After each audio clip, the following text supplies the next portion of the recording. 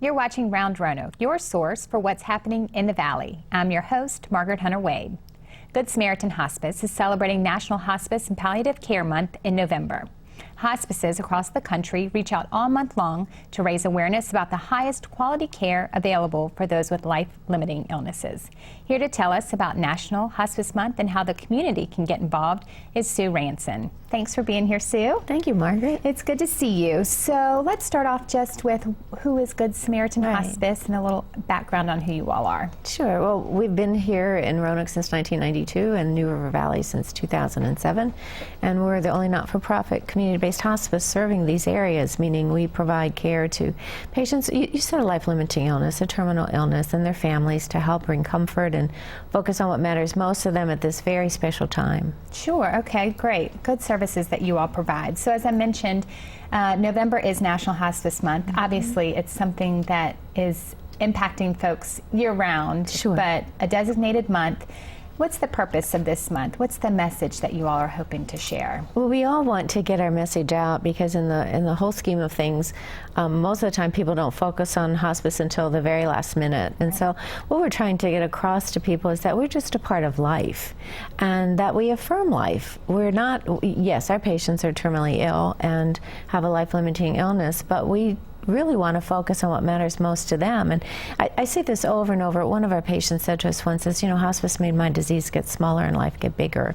So we want to focus on the positive. It is difficult. No doubt about it. These conversations are hard. But the single most, if I can say, complaint that we have from people is, we wish we had had you sooner. Right. We wish we'd either known about you or wish we had chosen your services. So don't be afraid of us. You know, consider us part of end-of-life care, just like childbirth is part of the early beginning Sure. of a baby's life. A good positive experience Yes, for people. it is. So National Hospice Month, what does that look like? What can people expect to see from you all? What have you got going on that folks can be involved in? Right, they'll probably see some ramped up ads from us in the media about having the conversation. We've been focusing on that for years. You're going to have difficult conversations, so make this one count. And so what we're focusing on this year are people that have had the conversation and how releasing it is. Now we can go live. We had the conversation about hospice or about end-of-life decision-making. So what you'll see from us is special attention to that message about let us help you have the conversation. Let us help you be part of those difficult, those challenges and making your wishes known to your family. So there are resources in place that sure. help people approach that conversation. Sure, our websites, and we love to come out and do talks. I'm getting ready to do, I think it's going to be my first like Tupperware party, but it'll be in the home. Somebody's home where, you know, this person wants to invite about 10 people who can come and we'll talk. It doesn't sound like fun, but I think we'll have a good time. Sure. You know, and hopefully by the end of the evening, people will feel that it mattered. And now they can go put this aside and just go on about living. Great. So that's one way that folks can get involved in this coming November Hospice Month. What other, I know you have a fundraiser going on. We'll have our Love Light Tree then. We'll be kicking that off in November, although it's really more around the Christmas and December holidays.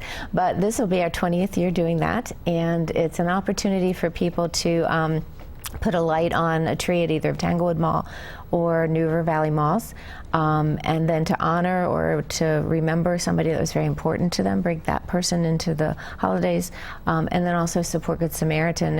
And most of that money will go to our bereavement programs, which are not funded, but are critical to the health of our community and to the health of the families and patients that we serve. Provide some more information on the bereavement program. What is that? So for people who aren't aware of the service. Right. Well, we provide bereavement follow-up for someone who's been with us for any family member who's had a loved one under our care. We'll follow that person and that family for at least a year after the death to say, we know this was expected in many ways, but it's still very difficult, and you have to now learn to live your life differently. Right. But we also have lots of groups for the community. Some meet very informally at some local venues. You know, we call those coffee and conversations. Anybody can come. Some of those groups are more formal. Right now we're in the middle of a Living with Loss program, an 8-week program for people. But we have, again, a lot of information on our website about grief and loss, because we feel that that's, unless you don't love, you'll grieve at some point. Right. And so to have people there that can help you walk through it, this is normal, you know, you will be okay, but let's try some things to help you get through this. That's what we're there for. That's great. Well, I imagine this is just the tip of the iceberg with all the great stuff that you all have going on. So, of course, people can refer to your website and come out and support you all through the Love Light Tree. So thank you for sharing that. We appreciate it. Thank you. You can find out more about National Hospice Month and other events happening in the Roanoke Valley on the community calendar coming up at the break. I'm Margaret-Hunter Wade, and you're watching Round Roanoke on Cox 9. Thanks for tuning in.